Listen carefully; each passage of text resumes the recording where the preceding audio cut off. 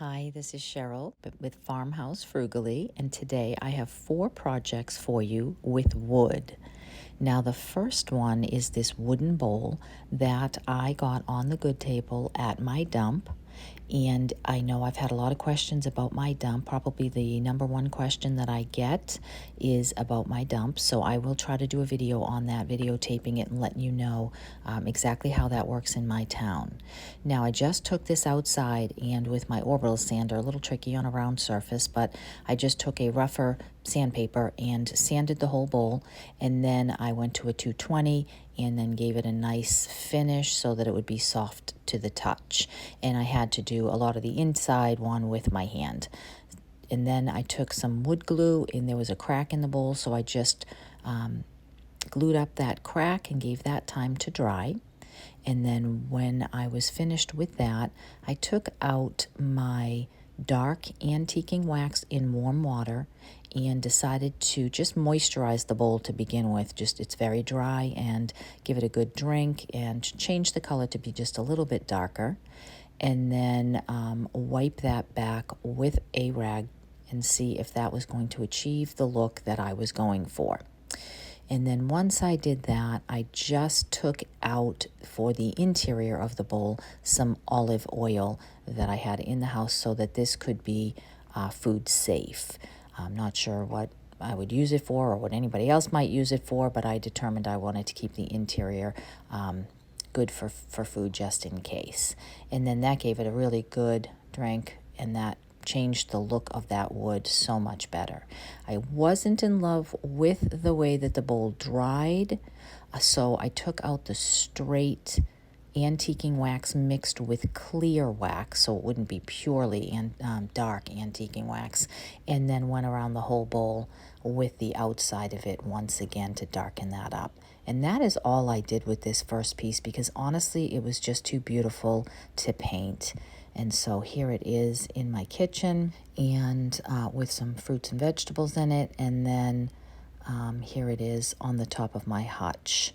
So I love anything that's made out of wood. That is the number one thing I look for when I go either to the dump or thrifting, because there's just so many things that you can do with wood. Now today I'm in a challenge with these other ladies. It's an open invite if you'd ever like to join us, called What Would You Make?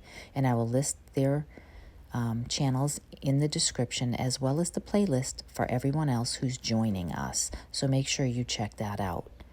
Now, the second thing is the front of my old kitchen cabinet drawer. I had just hung on to a couple of these. I think this might be the last piece of my old kitchen that I have left, but I decided on this piece that I wanted to paint this. So I took out the Annie Sloan chalk paint that I have in linen white and just gave that one really good coat.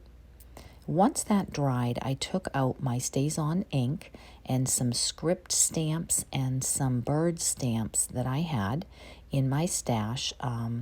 Icy Paris, I believe, might be the script stamp, and that is a Prima redesign stamp. And then the bird I did get on Amazon, and decided that since this board had a hole in the center of it where the kitchen knob used to be, that I was going to take advantage of that.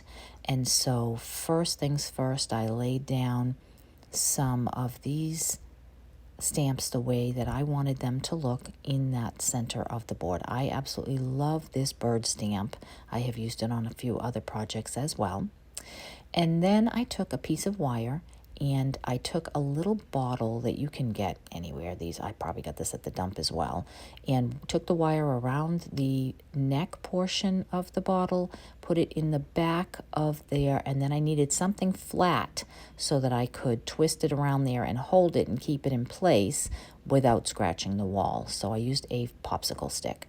Then I had this little garden stake that used to say the name of a garden, pumpkins or something like that.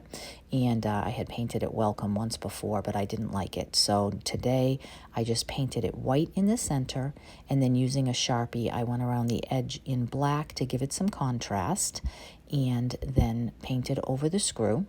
Then I took out some little white and black polka dotted ribbon that I had in my stash to go around that bottleneck. And then once I had that, I decided that I was thinking about a word, but I didn't want to put a word on that. So I decided I had a little small bird stamp that would be really cute in the center. And then filled the bottle with some little, clover. And that was it. I think that this is absolutely 1,000 times better than it was as a kitchen drawer cabinet.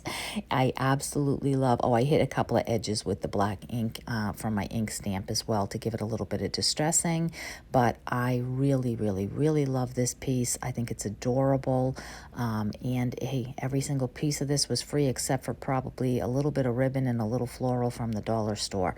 So very cheap and easy. So let me know what you think of that.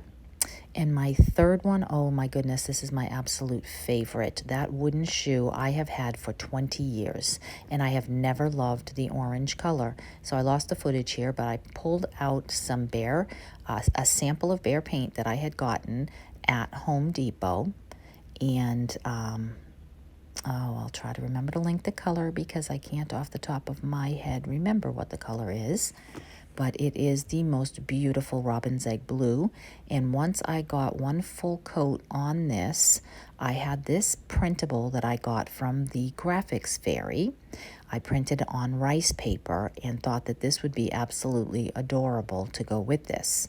So I just printed that with a few other things, not to waste the paper, and just took a wet paintbrush, went around the rice paper and tore out the image that I was looking for, and then, cleaned that up. And then when I was finished with that, I decided I also would use one of the script. It's like a French script that they also had on their website, and did the same thing with that. So thegraphicsfairy.com. You can search for anything if you have something in mind, or you can just look. You can get a membership, or you can get a whole bunch of stuff for free. Absolutely worth it. And then I just took some Mod Podge and Mod Podged that onto the shoe where I wanted those pieces to be. I took a ball of saran wrap and just went around and pressed that down to get out the wrinkles. And then once I was finished with that, I pulled out this rub-on transfer that I got at the dollar store ages ago, and it was all about fashion, so I thought it would be really cute. And it had this tall boot, and I wanted to actually cut the top off the boot and make this look like a shoe to go with the design of what I was working on. So I just cut the top of that off, and then once I had that, I put it there. And I wish that I hadn't put it there afterward, because once I got going, I thought, I had a better idea. But anyway, then I pulled off the word style. I loved the font. I loved the word. I thought that was adorable there. And then put that up toward the top of the shoe on the one side.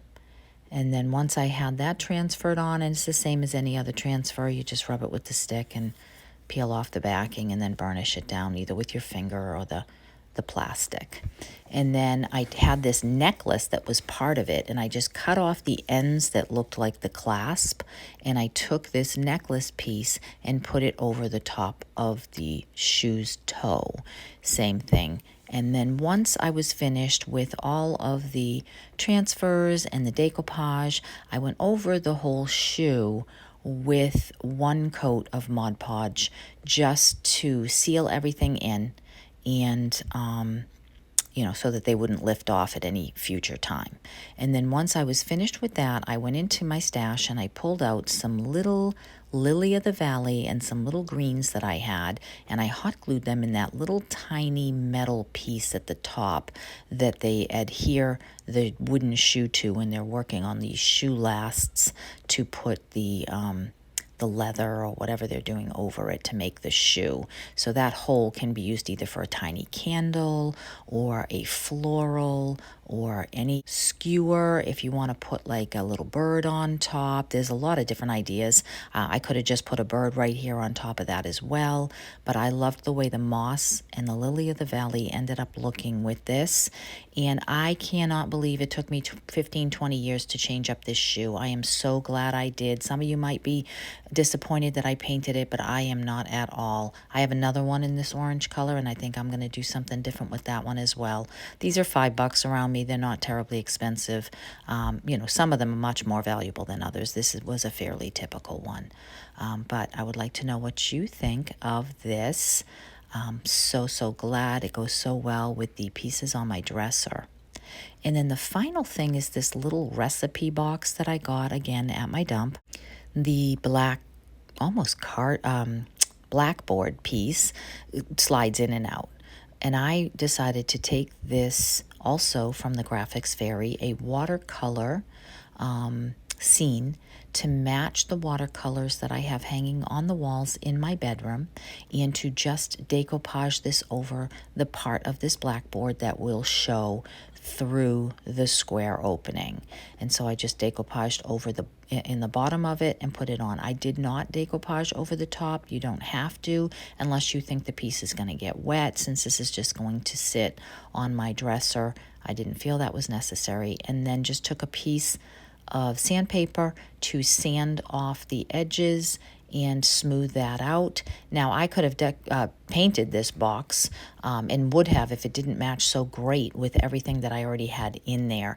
But since it did, I figured this is a very, very simple thing to do. Filled it with some old antique books, and I absolutely think it is such a great, quick, easy flip in just a few minutes to just give my bedroom something else. So I appreciate your stopping by. Don't forget to check out the playlist of the others who joined in, and I will see you in the next one. Take care.